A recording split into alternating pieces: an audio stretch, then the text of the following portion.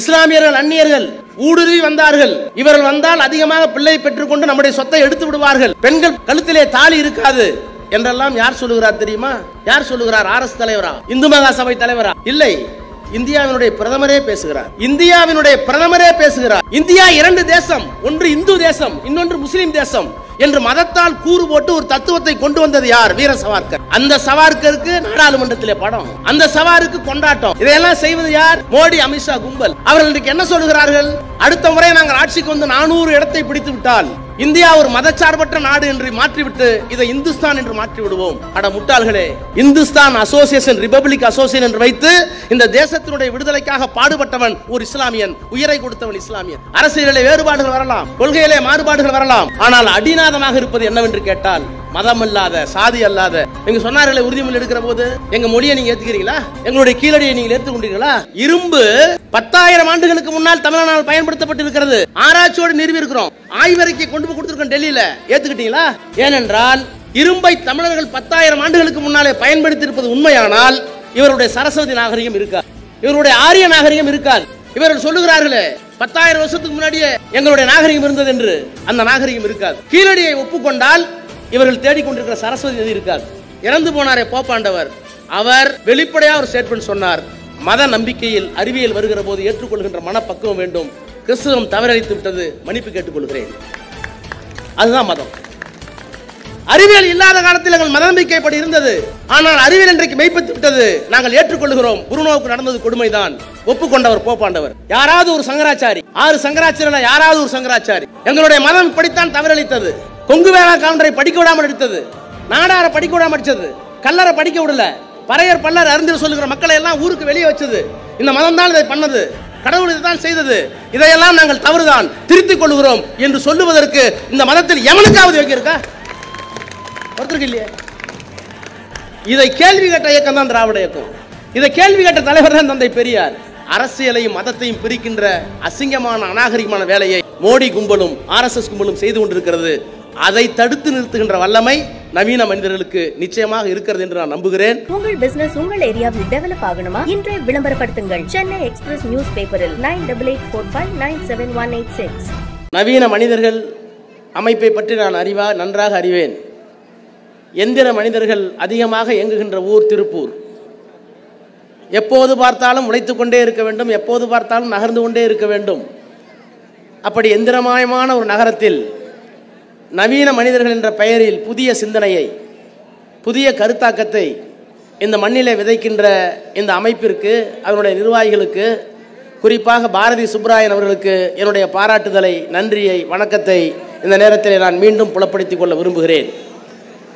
எனக்கு முன்னாலே உரையாற்றிய மத தலைவர்களாக இருந்தாலும், நம்முடைய புரட்சி கலைஞர் நடிகர் சத்யராஜ் அவர்களாக இருந்தாலும், மதத்தை பற்றி, மதத்தை சுற்றி இருக்கின்ற பிரிவினைகளை பற்றி, அந்த பிரிவினைகளுக்கு கடவுள் காரணமாக அமைந்து விடுமோ என்று பெரியார் அஞ்சினாரே, அந்த கொள்கையை பற்றி இங்கே அவர்களுக்கே உரிய பாணியில் தத்துவார்த்த அடிப்படையில் மதம் எப்படி மக்களை பிரித்தாலும் நாம் எல்லோரும் எப்படி இணைந்து செயல்பட வேண்டும் என்று இங்கே பேசினார்கள்.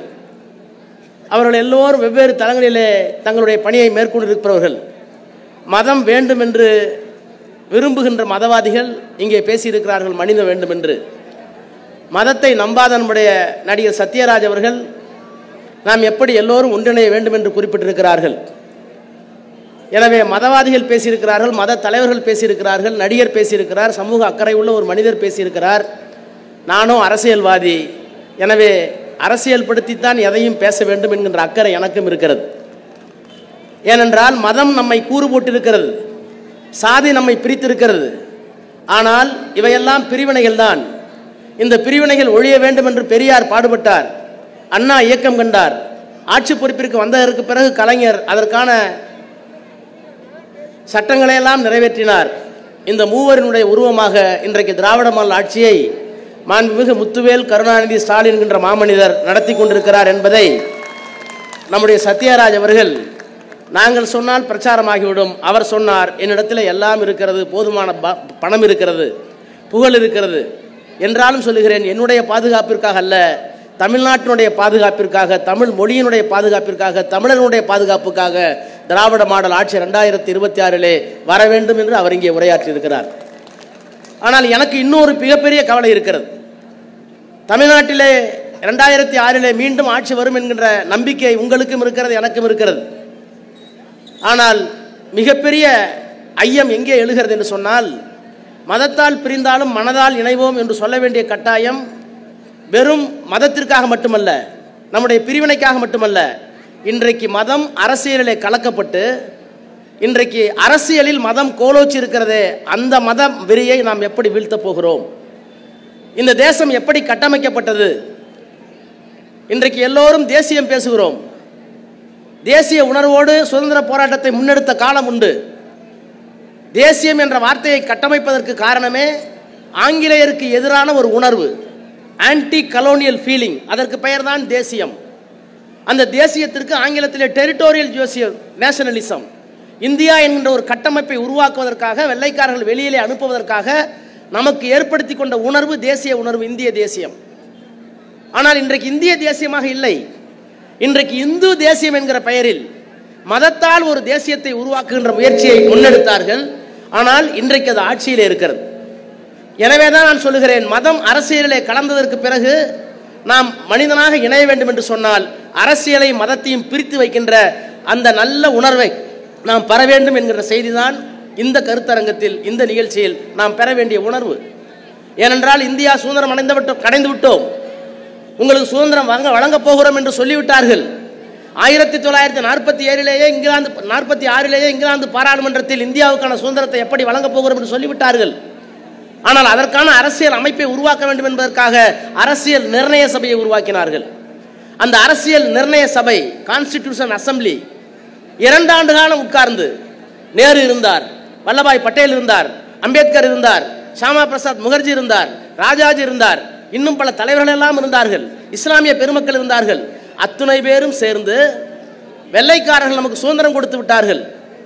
அவர்கள் துப்பாக்கி முனையிலே நம்ம ஆட்சி நடத்தினார்கள். நம்முடைய மத விவகாரங்களை தலையிடக்கூடாது என்று நாம் உரிமை பெற்றிருந்தோம். அந்த அடிப்படையில் விலகி நின்று நம்மை ஆட்டி அடக்கினார்கள். ஆனால் இன்றைக்கு நமக்கு சுதந்திரம் வந்துவிட்டால் இங்கே எத்தனை சாதிகள் இருக்கிறது, எத்தனை மதம் இருக்கிறது? இந்து மதம் இருக்கிறது, இஸ்லாமியர்கள் இருக்கிறார்கள், கிறிஸ்தவர்கள் இருக்கிறார்கள், பௌத்தர்கள் இருக்கிறார்கள், இன்னும் பல மதங்கள், சிறு சிறு மதங்கள் இருக்கின்றன. இத்தனை மதங்களால் பிரிந்து கிடக்கிறோம், மொழியால் பிரிந்து கிடக்கிறோம், சாதியால் பிரிந்து கிடக்கிறோம், பழக்க வழக்கத்தால் பிரிந்து கிடக்கிறோம், உடுத்துகின்ற உடையால் பிரிந்திருக்கிறோம். இத்தனை வேறுபாடுகளையும் உள்ளடக்கிய இந்தியாவை நாம் எப்படி அமைக்கப் போகிறோம் என்பதற்காக 2 ஆண்டு காலம் சிந்தித்து உருவாக்கப்பட்டதுதான் அரசியல் சட்டம். அந்த அரசியல் சட்டத்தின் முகப்புரை என்ன சொன்னது? We the people of India having solemnly resolved to constitute India into a sovereign, secular, socialistic, democratic republic. இந்தியாவை நாங்கள் எப்படி கட்டமைத்திருக்கிறோம்? இந்தியாவை நாங்கள் ஒரு இந்திய குடியரசாக, மதச்சார்பற்ற குடியரசாக, சமதர்ம குடியரசாக, ஜனநாயக குடியரசாக கட்டமைத்திருக்கிறோம். இதுதான் அரசியல் சட்டத்தினுடைய முதல் வடிவம், முதல் வரி. அதை உருவாக்குவதற்கு 2 ஆண்டு காலம் ஒவ்வொரு பிரிவாக பேசினார்கள், விவாதித்தார்கள். அதற்கு பிறகு வந்ததுதான் அரசியல் சட்டம்.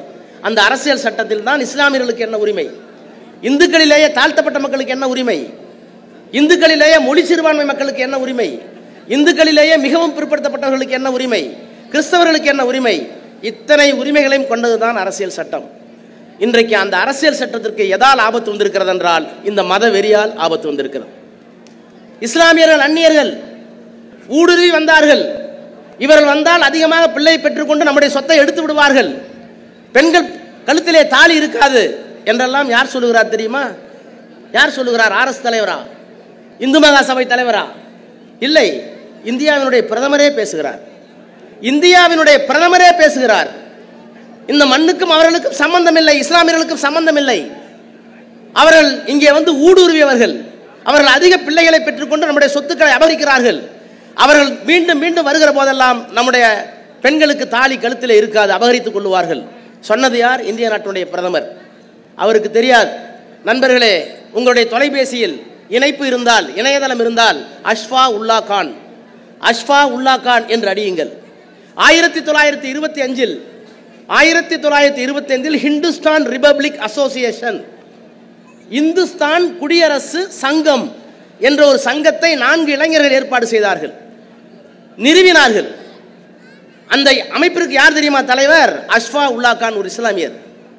ராம் விலாஸ் பிஸ்மி ஒரு இந்து, அவருக்கு பின்னாலே 10 இளைஞர்கள். எதற்காக அந்த சங்கம் ஏற்படுத்தப்பட்டது? ஆங்கிலேயர்களை விரட்டிவிட்டு இந்தியாவை நாம் ஆள வேண்டும். இஸ்லாமியர்கள் அல்ல, இந்துக்கள் அல்ல, கிறிஸ்தவர்கள் அல்ல, இந்தியர்களாக நாம் ஆள வேண்டும் என்பதற்காக 1920களில் உருவாக்கப்பட்டதற்கு பெயர்தான் ஹிந்துஸ்தான் ரிபப்ளிக் அசோசியேஷன்.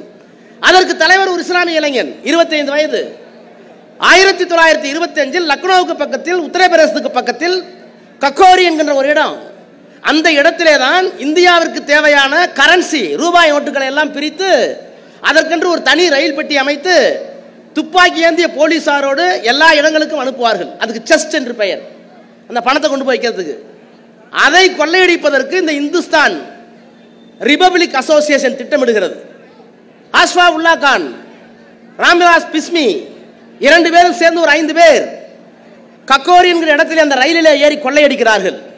அந்த பணத்திற்கு துப்பாக்கி வாங்கினார்கள், புரட்சி செய்தார்கள். ஆனால் 2 ஆண்டு காலத்தில் பிடிபட்டார்கள், சிறையிலே அடைக்கப்பட்டார்கள். அவர்களுக்கு தூக்கு தண்டனை வழங்கப்பட்டது. தூக்கு தண்டனைக்கு முன்னால் அவன் சொன்னான், என்னை நீங்கள் அழித்து விடுவீர்கள் வெள்ளையர்களே, உங்களுக்கு சொல்லுகிறேன், நான் மதத்தால் இஸ்லாமியன், ஆனால் பிறப்பால் இந்த நாட்டில் இந்தியன். என்னுடைய நண்பன் ராம்விலாஸ் பிஸ்மி, அவன் ஒரு இந்து, அவன் மதம் வேறு, என் மதம் வேறு, நாங்கள் இணைந்துதான் சுதந்திரத்துக்காக போராடினோம். என்றைக்காவது ஒரு நாள் இந்த தேசம் விடுதலை அடைந்து அதில் எங்களுடைய தேசிய கொடி பறக்குமானால் அதை நாங்கள் வானத்திலே இருந்தாவது பார்ப்போம் என்று சொல்லிவிட்டு செத்தான் அஷ்ஃபா உல்லா கான். அந்த அஷ்ஃபா உல்லா கான் யாருன்னு மோடிக்கு தெரியுமா? அமித்ஷாவுக்கு தெரியுமா? இவர்களெல்லாம் வெளியிலே இருந்து வந்தார்கள், இவர்களெல்லாம் அங்கே இருந்து வந்தார்கள். சொல்லுவதற்கு இவர்கள் யார்? 1924 வரை ஜின்னா பாகிஸ்தான் கேட்கல, இந்தியா ஒற்றுமையாக இருக்க வேண்டும் என்று அவரும் பாடுபட்டார், சுதந்திரத்தில் கலந்து கொண்டார். இன்னும் உங்களுக்கு தெரியுமா, பாலகங்காதர திலகர் இந்து மகா தலைவர், அவர் தான் முதல்ல விநாயகர் சதுர்த்திக்கே காரணம். எளிய கொண்டு விட்டவரே அவர் தான். இன்றைக்கு இத்தனை விநாயகர் படம் போய் கொண்டிருக்கிறது, கடலில் போய் கலக்குறாங்களே, இவ்வளவு போலீஸ் பாதுகாப்பு இருக்கு, இதெல்லாம் யார் காரணம்? அவர் தான் முதல்ல தொடக்கி வச்சார். அந்த பாலகங்காதர திலகர் ராஜர் துரோக வழக்கின் மீது சிறையிலே அடைத்த போது அவருக்காக பிரிவிசி கவுன்சில் லண்டனிலே போய் வாதாடிய வக்கீல் யார் தெரியுமா? இந்து மத தத்துவத்திற்காக வாழ்ந்து சுயராஜ்யம் எனது பிறப்புரிமை சொன்னாலும் இந்து மத தத்துவத்தில் ஆழ்ந்த நம்பிக்கை கொண்டு இந்த தேசத்தை இந்து நாடாக ஆக்க வேண்டும் என்று துடித்த பாலகங்காதர திலகர் வெள்ளைக்காரர்களால் சிறைப்படுத்தப்பட்ட போது அவருக்காக வாதாடிய வக்கீல் முகமது அலி ஜின்னா. முகமது அலி ஜின்னா இப்படித்தான் இருந்தார்கள். எதற்காக சொல்கிறேன் என்றால், ஆங்கிலேயருக்கு எதிராக கொண்டு வரப்பட்ட தேசியம், டெரிட்டோரியல் தேசியம், இந்திய தேசியம், அந்த இந்திய தேசியத்திற்கு எதிராக இந்து தேசியம் என்ற கொள்கையை கொண்டு வந்தது யார்? முதலாக கொண்டு வந்தது யார்? சவார்கர். இந்தியா 2 தேசம், ஒன்று இந்து தேசம், இன்னொன்று முஸ்லிம் தேசம் என்று மதத்தால் கூறு போட்டு ஒரு தத்துவத்தை கொண்டு வந்தது யார்? வீர சவார்கர். அந்த சவார்கருக்கு நாடாளுமன்றத்திலே படம், அந்த சவாருக்கு கொண்டாட்டம். இதையெல்லாம் செய்வது யார்? மோடி, அமித்ஷா கும்பல். அவர்கள் இன்றைக்கு என்ன சொல்லுகிறார்கள்? அடுத்த முறை நாங்கள் ஆட்சிக்கு வந்து 400 இடத்தை பிடித்து விட்டால் இந்தியா ஒரு மதச்சார்பற்ற நாடு என்று மாற்றிவிட்டு இதை இந்துஸ்தான் என்று மாற்றி விடுவோம். அட முட்டாள்களே, இந்துஸ்தான் அசோசியேஷன், ரிபப்ளிக் அசோசியேஷன் என்று வைத்து இந்த தேசத்தினுடைய விடுதலைக்காக பாடுபட்டவன் ஒரு இஸ்லாமியன், உயிரை கொடுத்தவன் இஸ்லாமியன். நீங்கள் விதைத்த விஷ விதை, நீங்கள் விதைத்த விஷ விதை. நான் இன்னும் சொல்லட்டுமா? நான் தேதியோடு சொல்றேன். 13 டிசம்பர் 1946 குறிக்கோள் தீர்மானம், resolution of objectives, objective resolution. India எப்படி இருக்க வேண்டும், அரசியல் சட்டம் எப்படி இருக்க வேண்டும் என்ற குறிக்கோளை கொண்டு வந்தார்கள். அந்த குறிக்கோளை கொண்டு வந்தது நேரு. அந்த குறிக்கோள் தீர்மானம் இன்னும் இருக்கு, அரசியல் நிர்ணய சபையினுடைய குறிப்பில் இருக்கிறது. அதில் என்ன சொல்லுகிறார்கள்? சுதந்திர இந்தியா மதச்சார்பற்ற நாடாக இருக்கும், சுதந்திர இந்தியா பிற்படுத்தப்பட்ட மக்களுக்கு, தாழ்த்தப்பட்ட மக்களுக்கு, இஸ்லாமியர்களுக்கு, கிறிஸ்தவர்களுக்கு போதுமான பாதுகாப்பை வழங்கும். இதெல்லாம் 1946 சொன்னோம். காந்திக்கு புரியல. நான் இன்னும் சொல்லட்டுமா? இந்த மண் எவ்வளவு பெரிய மண் தெரியுமா? 1946 ஓமாந்தூர் ராமசாமி ரெட்டியார் தமிழ்நாட்டுடைய முதலமைச்சர். அவர்தான் முதலாக இடஒதுக்கீடை கொண்டு வந்தார். இஸ்லாமியர்களுக்கு இத்தனை சதவீதம், கிறிஸ்தவர்களுக்கு இத்தனை சதவீதம், பிற்படுத்தப்பட்டவர்களுக்கு இத்தனை சதவீதம், ஆங்கிலோ இந்தியனுக்கு 1%, தாழ்த்தப்பட்ட மக்களுக்கு இத்தனை சதவீதம் என்று கொண்டு வந்தவர் ஓமாந்தூர் ராமசாமி ரெட்டியார். அதை எதிர்த்து ஒரு 10 பிராமணர்கள் காந்திகிட்ட போய் சொன்னாங்க. ரெட்டியார் இப்படிலாம் பண்றார், நாங்களாம் படிச்சுட்டு இருக்கோம், என்ன வருதுங்களா வேலை வாய்ப்புன்னு கேட்டாங்க. காந்திகிட்ட சொன்னப்ப காந்தி கேட்டார், ஓமாந்தூர் ராமசாமி கூப்பிட்டு கேட்டார், என்ன எல்லாம் பிராமணர்கள்லாம் அழுகுறாங்களேன்னு கேட்டார். இல்லைங்க, எல்லாரும் படிச்சிருக்கிறாங்க, ஆனால் எல்லா உத்தியோகமும் இவங்கள்ட்டே இருக்கு, இந்த உத்தியோகத்தை வந்து எல்லாத்துக்கும் சீராக கொடுக்கணும்னா இதுதான் சரின்னு சொன்னார். அடுத்த நாள் கூப்பிட்டார் காந்தி, உங்கள் வேலை என்ன? கோயிலில் ஓதணும், அர்ச்சனை பண்ணணும். வெள்ளைக்காரனுக்கு இங்கிலீஷ் தெரியாத போய் இங்கிலீஷ் தெரிஞ்சுங்க, இப்போ எல்லாரும் படிச்சிட்டான், அவன் வேலைக்கு போனால் உங்களுக்கு என்ன கஷ்டம், போங்கன்னார். அன்றைக்கு தொடங்கியது காந்தியாரை கொல்ல வேண்டும் என்கின்ற உத்தி. எதுவரை இந்து மதத்தை பாதுகாத்தாரோ காந்தி, எதுவரை ராமராஜ்யம் உண்டு என்று சொன்னாரோ, எதுவரை நானும் ஒரு சனாதன இந்து தான் என்று சொன்னாரோ, அதுவரை இவர்களுக்கு இனித்தது.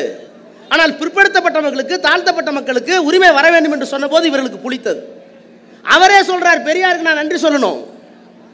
1931 வரைக்கும் நானும் கஸ்தூரிபாவும், தமிழ்நாடு காங்கிரஸ் கமிட்டியுடைய தலைவர் சீனிவாச ஐயங்கார் மயிலாப்பூர், நான் காங்கிரஸ் கட்சியினுடைய தலைவர், நான் தான் இந்த தேசத்துக்கு தேசப்பிதான் எல்லாம் நம்புறீங்க.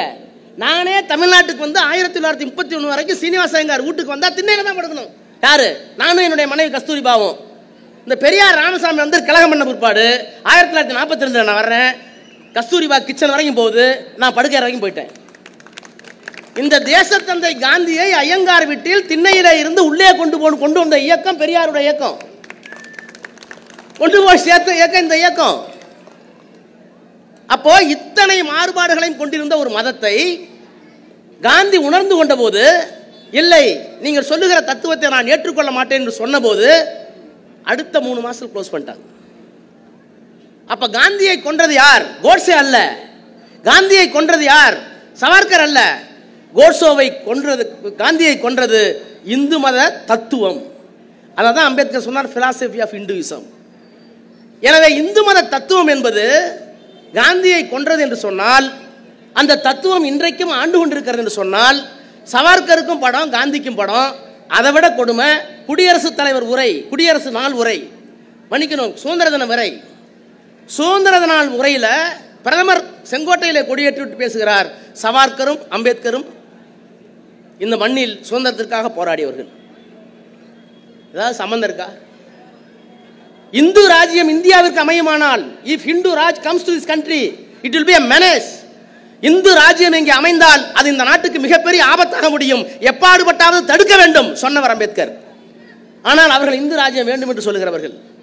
இங்கே இஸ்லாமியர்களுக்கு நான் என்ன கேட்கிறேன், இப்ப மதத்தால் பிரிந்தாலும் சொல்றீங்கல்ல, மதத்தால் பிரிந்தாலும் பரவாயில்ல, ஆனா அந்த மதத்தை வைத்து அரசியல் எவ்வளவு உச்சத்துக்கு போயிட்டு தெரியுமா? நாங்க பெண்கள்லாம் வந்திருக்கீங்க, திருப்பூர்ல எவ்வளவு பெண்கள் வந்திருக்கீங்க, மகிழ்ச்சியா இருக்கு. பில்கிஸ் பானுன்னு ஒரு பெண், இஸ்லாமிய பெண், வயிற்றுல 3 வயசு குழந்தை, கையில் 2 வயசு குழந்தை, 4-5 இஸ்லாமியர்களோடு நடந்து போயிட்டு இருக்கு. அங்கேருந்து ஒரு கும்பல் வருது, ஜெய் ஸ்ரீராம்னு கும்பல், பாரத மாதாக்கின்னு ஒரு கும்பல் வழிமறிக்குது. ஆம்பளைங்கெல்லாம் பிடிச்சி அடிச்சு தூக்கிட்டு போயிடுறாங்க. அந்த பெண்ணை கூட்டிகிட்டு போகிறாங்க, அம்மாவை கூட்டிகிட்டு போகிறான்னு குழந்தை அழுவுது. அந்த குழந்தைய காலை தூக்கி பக்கத்தில் இருக்கிற பாறையில் தேங்காயை உடைக்கிற மாதிரி ஒரே அடி, மண்டை சிதறி இறந்து போகுது. வயசுல 3 மாச குழந்தை, 7 பேர் மாறி மாறி கற்பழிக்கிறாங்க. வழக்கு நீதிமன்றத்திற்கு போகிறது, சாகும் வரை சிறை, ஆயுள் தண்டனை. உச்ச நீதிமன்றத்திற்கு போகிறது, அந்த தண்டனை உறுதி செய்யப்படுகிறது. உயர் நீதிமன்றத்திற்கு போகிறது, உச்ச நீதிமன்றத்திற்கு, எல்லாத்துக்கும் போய் கன்ஃபார்ம். இவ்வளவு பெரிய அயோக்கியத்தனம் செஞ்சுக்கல, காட்டு முன்னாடி செய்யிருக்கீங்களே, தேங்காயை உடைக்கிற மாதிரி ஒரு குழந்தை மண்டையை உடைச்சிருக்கீங்களே, உயிர் போயிருக்க. ஒரு கற்பழி பண்ணி 7 பேர் மாறி மாறி கற்பழிச்சிருக்கீங்களே, இது நியாயமான உச்ச நீதிமன்றமும் நிறைவு செஞ்சிருச்சு. ஆனால் ஒரு 7 வருஷம் 8 வருஷம் கழிச்சு குஜராத் மோடியின் அரசாங்கத்தில் அது நடக்குது. மோடி பிரதமராக டெல்லிக்கு போயிடுறார். முதலமைச்சராக இருக்கிற போது நடந்த சம்பவம். மோடி முதலமைச்சராக இருக்கிற போது ஒரு இஸ்லாமிய பெண்ணுக்கு ஏற்பட்ட அவலம், கொடுமை, ஒற்றை மனிதராக நின்று, இப்படிப்பட்ட நவீன மனிதர்கள் அன்றைக்கும் அங்கே இருந்திருக்கிறார்கள். அவர்களுடைய உதவியோடு உயர்நீதிமன்றத்தில், உச்ச நீதிமன்றத்தில் வழக்கறிஞர்கள் வாதாடி அந்த தண்டனையை பெற்றுக் கொடுத்து ஒரு 6 ஆண்டுகளுக்கு பிறகு இவர் பிரதமராக வருகிறார். அதற்கு பிறகு குஜராத் அமைச்சரவை கூடுகிறது.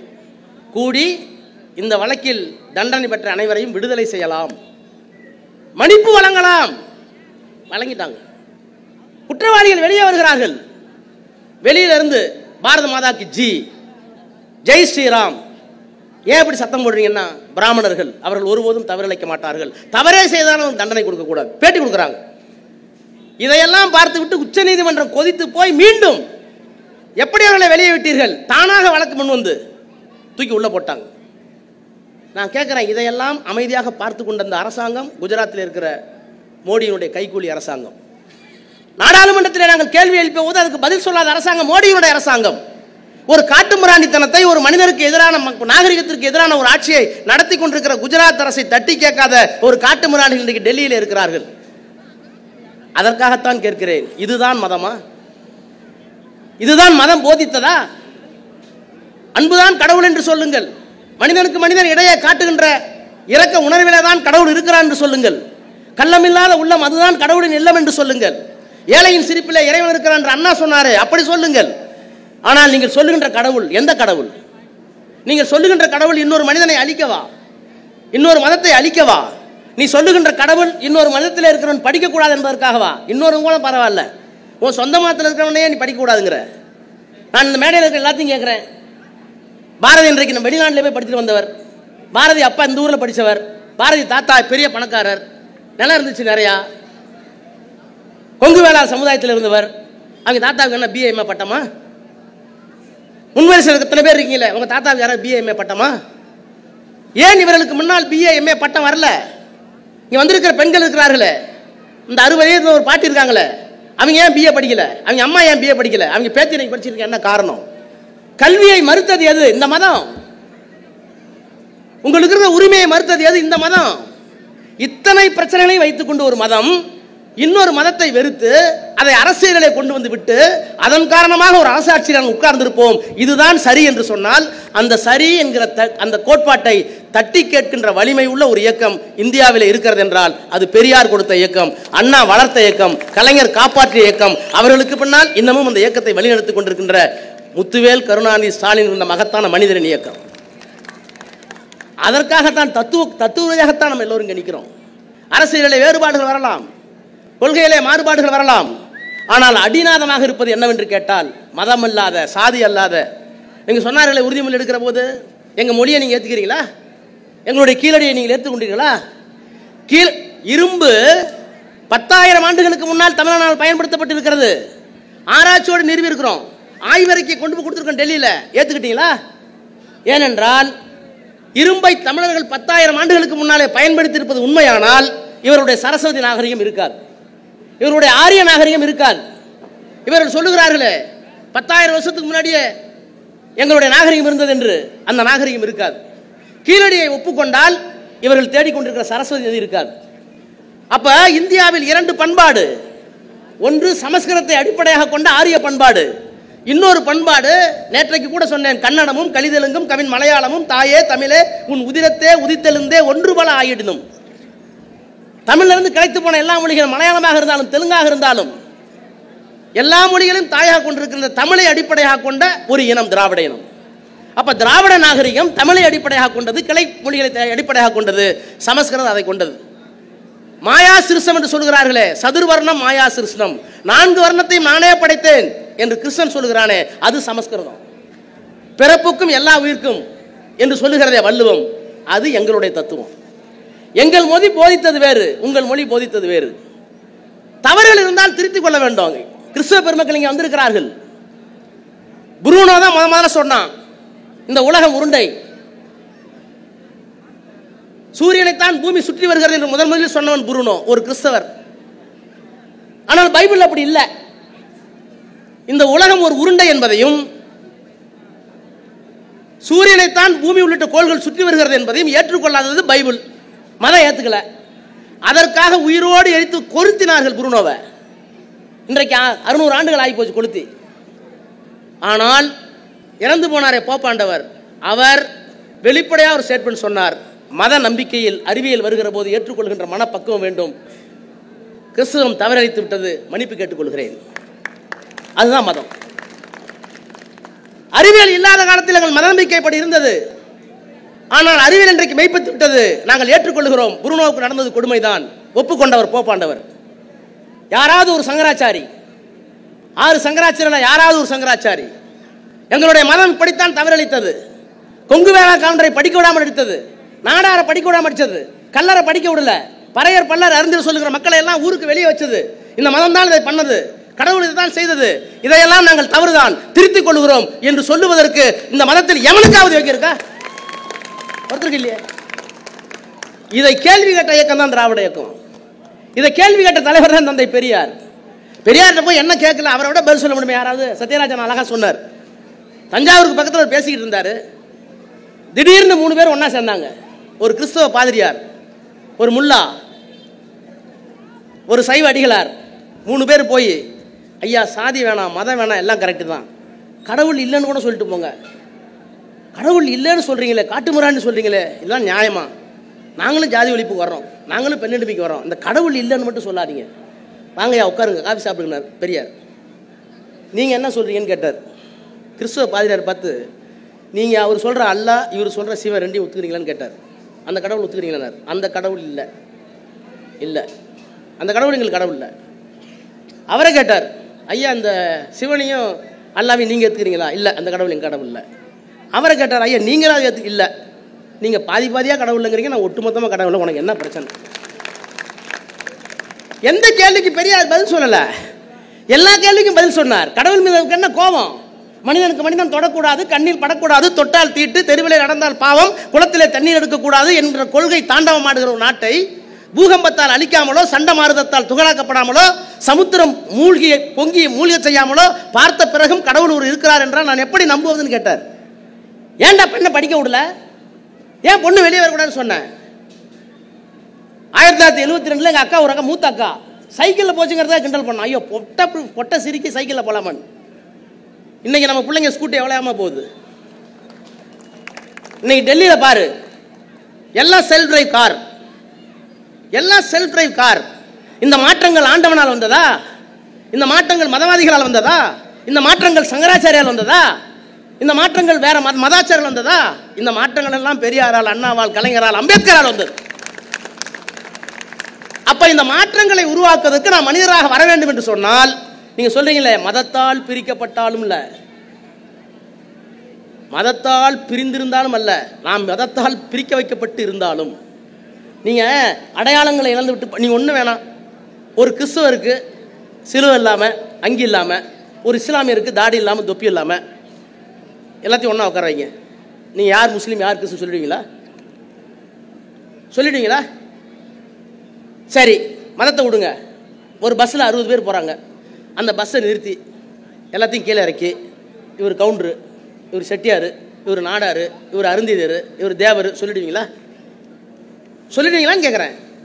யாரு மேலே கீறுனாலும் ரத்தம் ஒன்று தான், ஆக மொத்தம் பிறந்ததெல்லாம் 10ஆம் மாதம் தானா? நான் அண்ணன் டிஆர் பாலு வச்சு ஒரு மேடையில் பேசினேன். சாதி கண்ணுக்கு தெரியுதா? தெரியறதில்ல. மதம் தெரியணுங்கிறதுக்காக சில அடையாளங்கள் வச்சுக்கிறோம். பாலண்ணன் பாம்பேல பைபாஸ் பண்ணார், நான் தான் பக்கத்தில் இருந்தேன். 5 லிட்டர் ரத்தம் ஏற்றினாங்க, தேவரத்தம் ஏற்றினாங்க, தேவரத்தம் ஏற்றினாங்க. டிஆர் பாலுக்கு ரத்தம் கொடுத்தது அந்த ஊரில் இருக்க மராட்டியா, என்ன ஜாதியோ என்ன ஒன்றுமே தெரியாது. அந்த ரத்தம் தான் இன்னைக்கு டிஆர் பாலுவை மிடுக்கோடு நடைபெற நாடாளுமன்றத்தில் இருந்தால் யாரு மேலே கீறுனாலும் ரத்தம் ஒன்று தான், ஆக மொத்தம் பிறந்ததெல்லாம் 10ஆம் மாதம் தான். அப்போ மதமோ சாதியோ நம்மை பிரிப்பதற்கல்ல, நம்மை சேர்த்து வளர்த்து எடுத்து நம்பிக்கையின் அடிப்படையில் வாழ்வதற்கு இருக்க வேண்டும் என்று சொன்னால் இந்த மதத்தை அரசியலிருந்து தயவு செய்து பிரித்து விட வேண்டும். திருப்பூர் மக்களை நான் கேட்டுக்கொள்வதெல்லாம், அரசியலையும் மதத்தையும் பிரிக்கின்ற அசிங்கமான அநாகரிகமான வேலையை மோடி கும்பலும் RSS கும்பலும் செய்து கொண்டிருக்கிறது. அதை தடுத்து நிறுத்துகின்ற வல்லமை நவீன மனிதர்களுக்கு நிச்சயமாக இருக்கிறது என்று நான் நம்புகிறேன். இந்த நவீன மனிதர்கள் அமைப்பு திருப்பூரோடு நின்றுவிடக்கூடாது, தெருவோடு நின்றுவிடக்கூடாது, தமிழ்நாட்டோடு நின்றுவிடக்கூடாது. இது பல்கி பெருகி என்றாவது ஒரு அனைத்திந்திய இயக்கமாக மாறி, அந்த அனைத்திந்திய இயக்கம் இன்றைக்கு மதவாதத்தை, சமதர்மத்துக்கு எதிரான கருத்துக்களை, மதச்சார்பின்மைக்கு எதிரான கருத்துக்களை வறுத்து எடுக்குமானால், தொலைத்து எடுக்குமானால் அவர்களோடு நாமும் தோள் கொடுத்து நிற்போம் என்று சொல்லி அவர்களை பாராட்டி விடைபெறுகிறேன். நன்றி, வணக்கம். கிளாசிஃபைட் ஆட்ஸ், டிஸ்ப்ளே ஆட்ஸ், சிறிய விளம்பரம் முதல் பெரிய விளம்பரம் வரை அனைத்து கடைகளிலும் வீடுகளிலும் இலவசமாக டிஸ்ட்ரிபியூஷன் செய்து தரப்படும் சென்னை எக்ஸ்பிரஸ் நியூஸ் பேப்பரில் always your neighbourhood news paper.